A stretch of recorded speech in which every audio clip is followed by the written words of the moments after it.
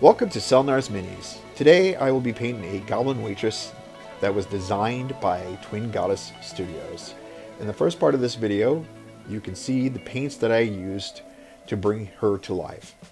The only thing not here is the shades that I used from Games Workshop, but I will be going over those when we get to that point. You will also notice in this video that it will appear as if I am painting very quickly. This is not actually the case. I instead elected to increase the speed of the video in order to shorten its length but still provide as much content as possible. So I'm going to start this video off by putting a base layer of Reaper Miniatures Cancer Awareness Pink. I will end up doing 2 layers to provide a opaque base layer, and from there we'll move on.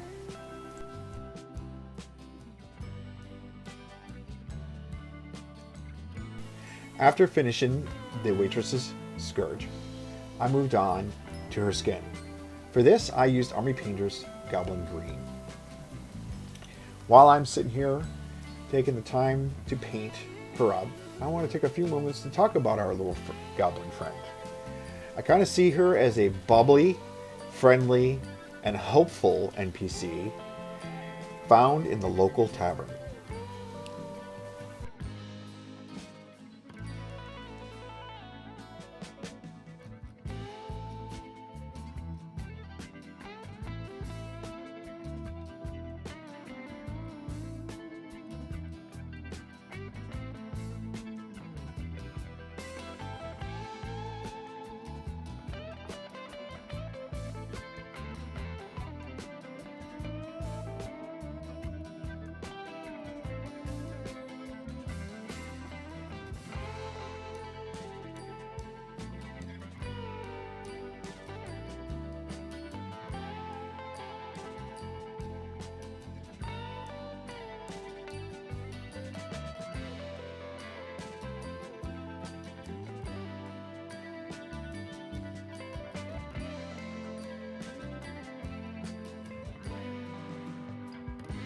After finishing the skin on our spunky little Goblin Waitress, I moved on to work on her hair. For this, I used Oozing Purple from Army Painter. I kind of like the idea of her having a brighter hair color than the average goblin, which seems to be either a dark blue or a black.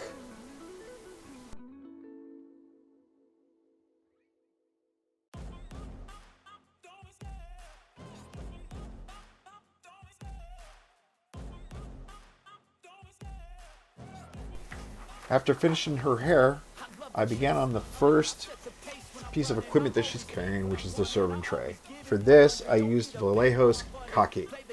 So I kind of wanted this to look like a lighter, more worn wood, and I think that this color did a fairly good job at that.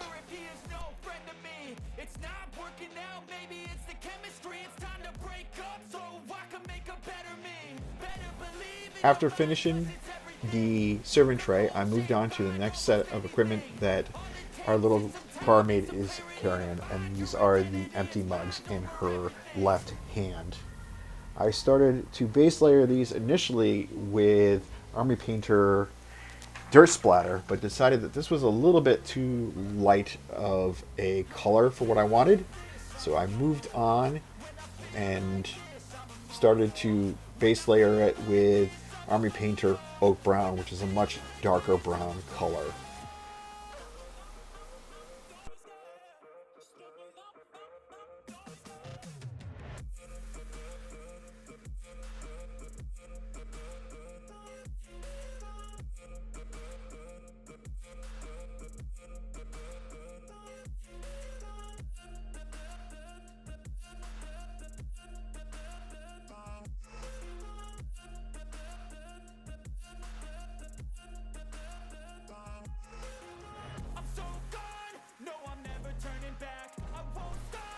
And here's a little quick turnaround to see where we're currently at. Our little goblin friend is a worker, and she wants to keep her dress as clean as possible. So she wears an apron made out of what I think is deerskin, so I'm going to use Army Painter's Basilisk Brown for this. This is a nice yellowish brown to kind of give it that look. She also has wristbands, so I use this color for those as well.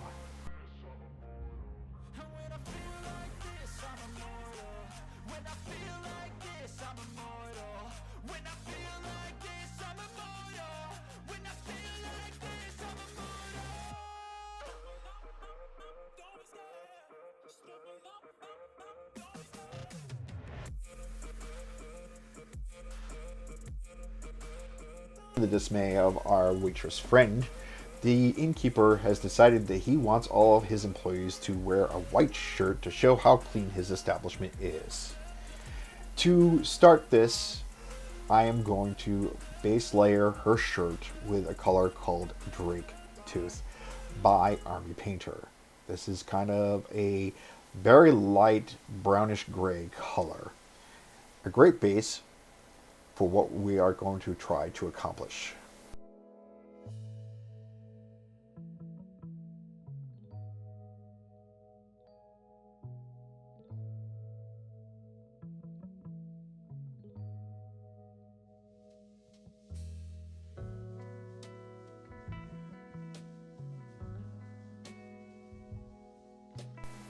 So you will notice in the shots that the corset is now painted. It is a nice dark blue color. This color is called Dark Sky. I did take video of this, but it was way too blurry and at times out of shot to include into this video. So that is the reason why that is done. I have moved on to working onto her skirt. Now, since our goblin friend is very bubbly and friendly and helpful, she has moved away from the darker colors and moved towards bright, cheerful colors. And in this case, she's going with yellow. Now, this is why I chose to paint the skirt pink first. It is a not very well kept secret that yellow will paint very well over pink, but not very well over a darker primer such as gray or black. It has also been my experience that painting over white is troublesome. This has to do with the fact that yellow is a very translucent paint and will show any splotchiness or inconsistencies in the primer base coat. The color I used was called Demonic Yellow by Army Painter. I applied this over the entire pink base coat and ultimately ended up having to do 2 layers to get a more consistent look.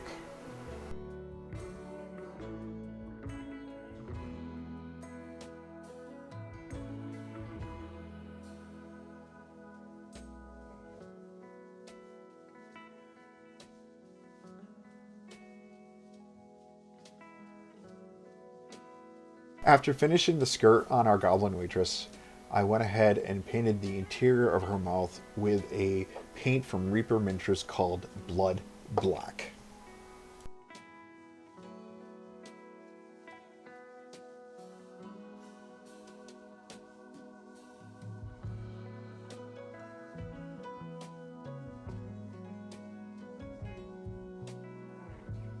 To finish off the mugs our Goblin Waitress is carrying, I painted the bands with a color called Necromancer Cloak from Army Painter. This is in preparation to paint these bands with a metallic color later.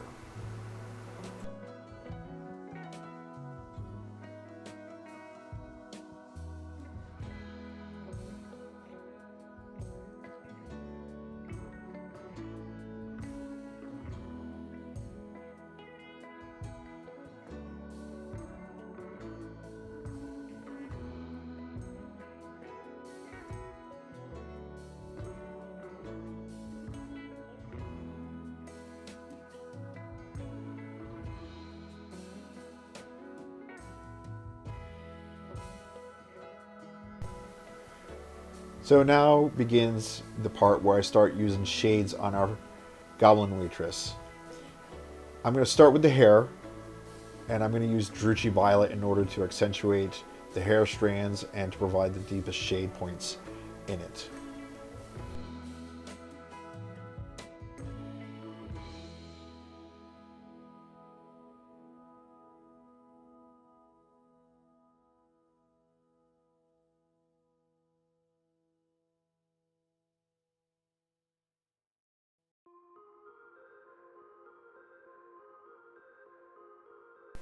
After shading the hair, I moved on to our little goblin friend's skirt. For this, I used Games Workshop's Cassandra Yellow. I moved this around quite a bit. While I don't mind if the edges of the skirt on the bottom have a little bit more shade, I don't want the tops of the skirt to have too much shade, as it can look a little weird and unusual. So I went around and moved it around quite a bit until I got a look I was happy with. After the skirt, I went and shaded our goblin friend's skin. For this, I used Games Workshop's Beltane Green mixed with Games Workshop's Lamia Medium. Lamia Medium is just a clear paint resin designed to mix and dilute paints to a level that you want. For her skin, I did 1 part Beltane Green and 2 parts Lamia Medium. Next up is to shade the wooden mugs that our goblin friend is carrying. For this, I used Games Workshop's Milne Oil. After the first shade application had dried, I applied another one to make the mugs look a little bit more worn and grimy. The last shade I applied to the model was Games Workshop's Seraphim Sepia. I applied this to every other region of the model. I had not applied another shade. So in this case, it would be the apron, the wristbands, the serving tray, and her shirt.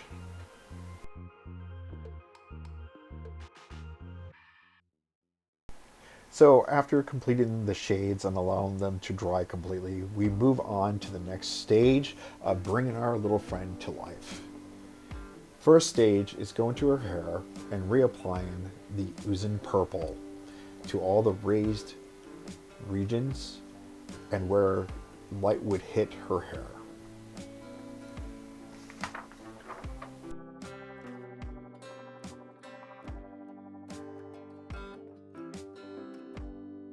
The next stage in bringing our little goblin friend's hair to life is to add another color to it in a 1-to-1 ratio. That would be 1 part oozing purple and 1 part of this new paint, which is called Toxic Boils.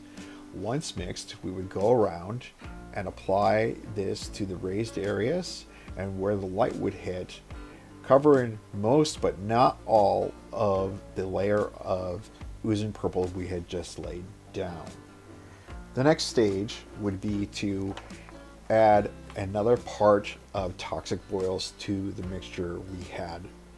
This would cause the mixture to be 1 part oozing purple and 2 parts Toxic Boils.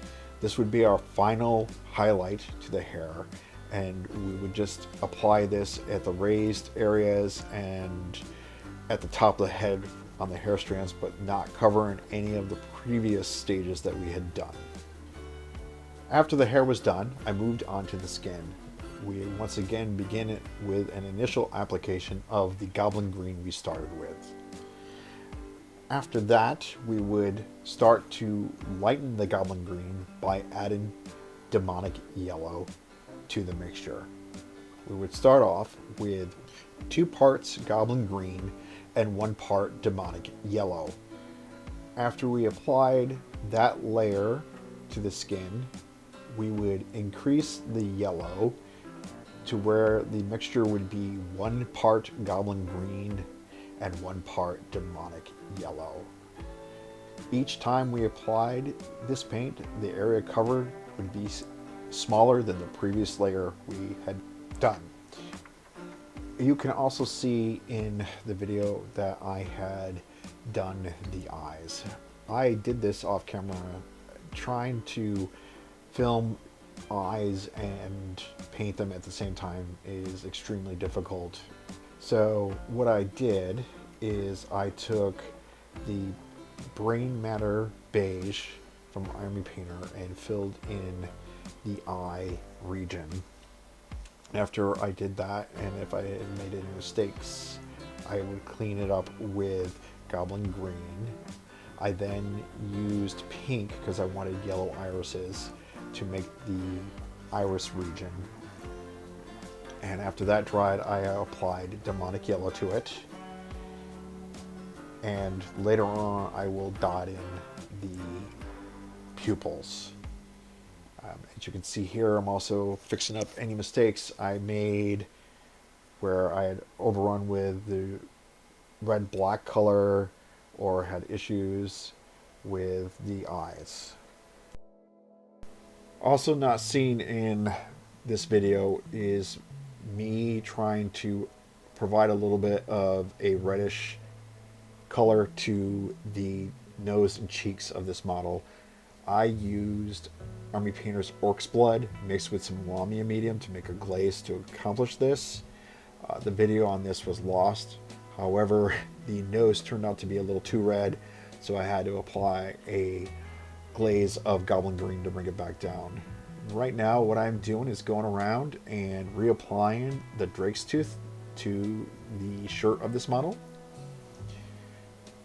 After I finish applying the Drake's Tooth once again, I'm going to go ahead and begin to add a small amount of white to this color.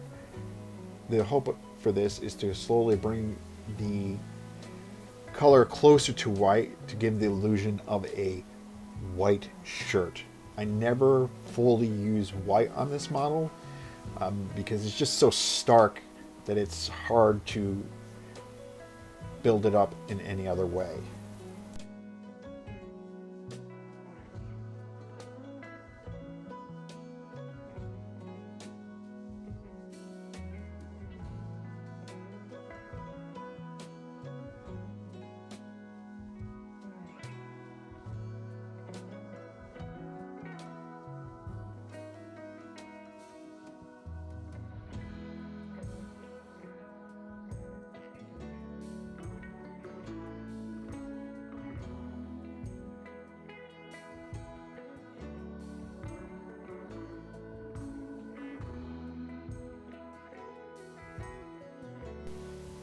Once I finished our friend's shirt, I went back to the tray that she was carrying and started to bring that color back up. Since the tray is sitting full in light, I wanted the center of it to be the original color. I did leave a little bit of shade along the inside edge to kind of give it the it's been cleaned but not fully cleaned look. And then I went ahead and touched the very edge with the original color as well as the sides. For the next level of highlight, I added a little bit of titanium white to the khaki and applied this in a line in the center of the tray and along part of the edge of the tray as well.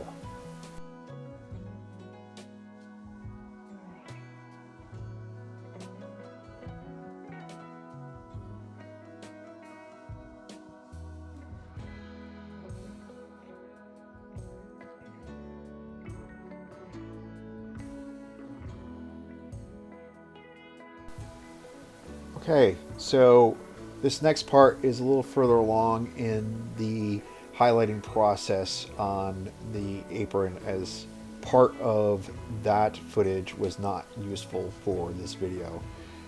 At this point, I'm at the last highlight that I wanted to do for the apron. Basically, I started back with the basilisk brown and added a small amount of demonic yellow and white to it in order to start to highlight it up after reapplying the original basilisk brown. I also added eyebrows to our little friend using the Oozing Purple.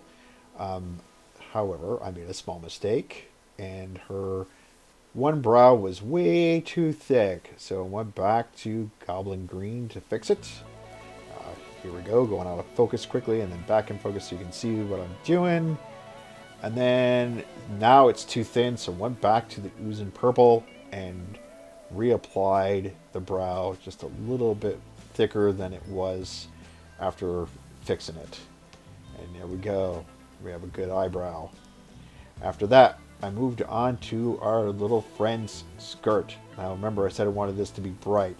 Right now, after from sepia, it's pretty dulled down, so I'm going back around and reapplying the demonic yellow, mostly at the folds of the skirt, and as well as where her rear end is sticking out a little further into the light than the depressed folds.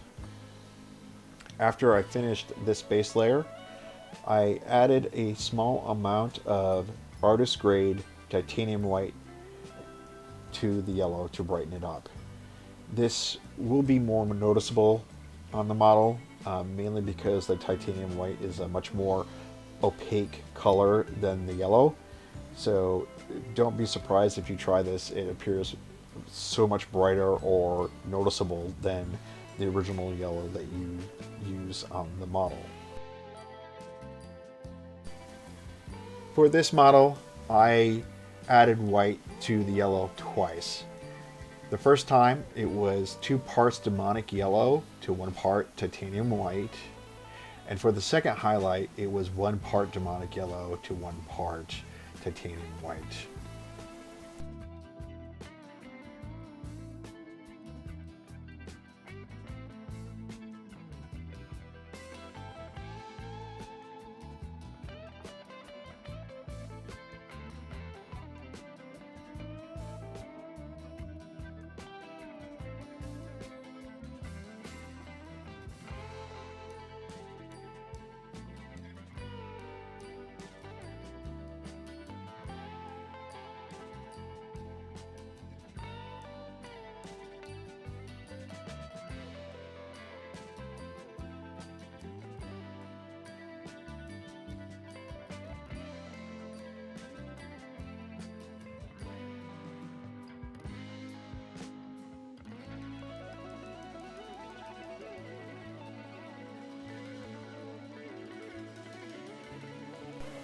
After I finished the skirt on our Goblin Waitress, I moved on to her corset.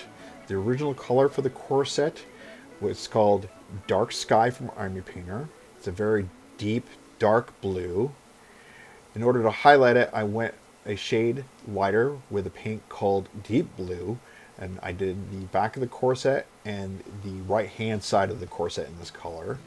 To highlight it and to color in the cords of the corset, I added a little bit of titanium white to the deep blue and moved on to her mugs that she's carrying. For the mugs, I went back through and reapplied the oak brown that I used earlier before the shade and added in a little bit of khaki and dirt splatter from Army Painter in order to start to provide some highlights and variations in the brown to make them look a little bit more worn, dirty, and used.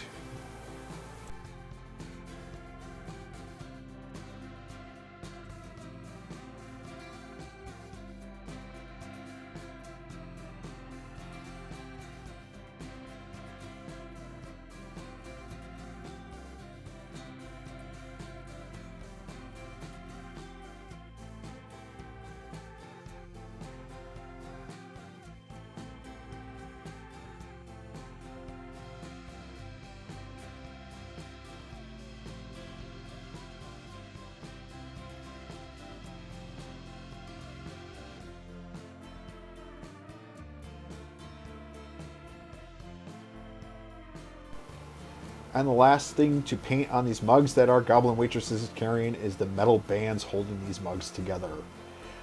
I used a craft paint from Craft Smart Pewter to accomplish this. I liked the bluish metallic look that this had. There's nothing wrong with craft paints as far as I'm concerned. You just need to thin them down enough to make sure that they flow well.